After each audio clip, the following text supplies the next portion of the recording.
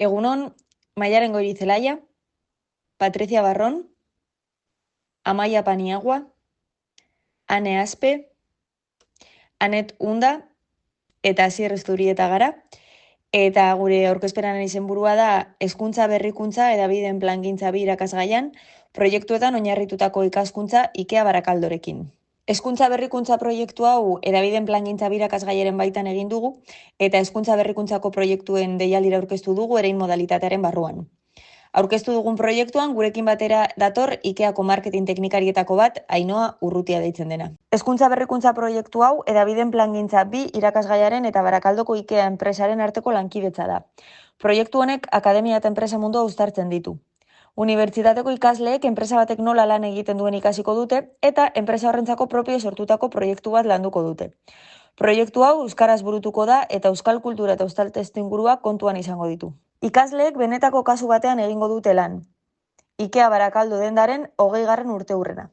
Eta enpresako langileekin elkarlanean enpresari egokitutako komunikabideen plan bat diseinatuko dute. Prozesuan zehar, denbora tarte eta aurrekontu realak ezagutuko dituzte. Bilera profesionaletan parte hartuko dute eta hizkuntza kultura testuingurua kontuan hartuko dute. Proiektu honen helburu orokorra irakasgaiaren konpetentziak barneratzea, zeharkako gaitasunak lantzea eta akademia eta mundu profesionala uztartzea dira. Guzti hau erreala den proiektu bat garatuz eta garapen jasangarrirako helburuak landuz. Helburu horretatik ondorengo helburuak ere landuko dira. Hedabideen Plangintza 1 eta Hedabideen Plangintza 2 irakasgaietan lantzen diren kontzeptuak barneratuko dira eta praktikara eramango dira.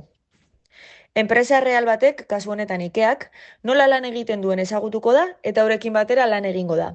Enpresa real bateko langileekin batuko gara eta horrekin batera IKEArako Hedabideen Plangintza bat jorratuko da. Aurrekontu errealak ezagutuko direla eta landuko dira.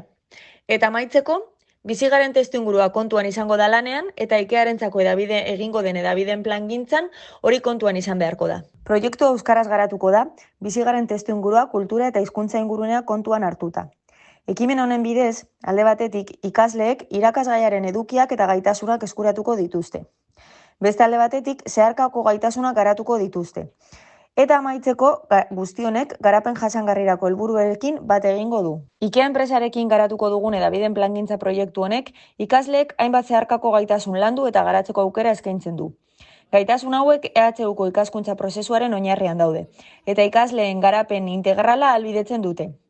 Hauek dira proiektu honetan landuko diren zeharkako gaitasunak.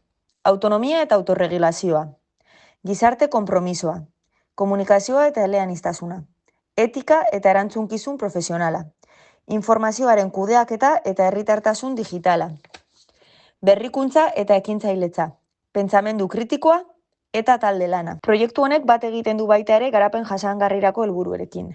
Hauek dira landuko diren helburuak. Hasteko, 4. helburua. Izan ere, proiektu honetan kalitate honeko hezkuntza ziurtatu nahi zaie ikaslei.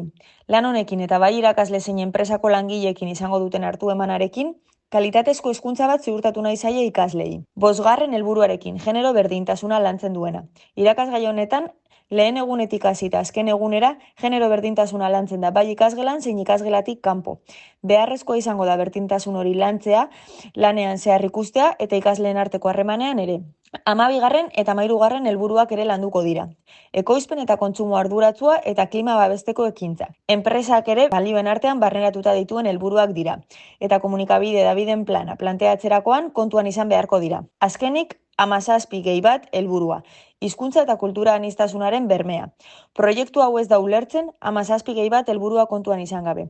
Lana, kontaktua eta azken proiektua euskaraz egin beharko dira eta beti kontuan izan beharko da ikaslea zein testuingurutan kokatzen den, zein den gure kultura, hizkuntza eta horiek nola indartu eta mantendu behar diren lanean zehar. Proiektu honetan, proiektuan oinarritutako ikaskuntza metodologia erabiltzen da. Proiektuan oinarritutako ikaskuntza irakaskuntza metodologia eraginkorra da. Non ikasleek arazo edo erronka erreal baten inguruko proiektu batean oinarrituta ikasten duten.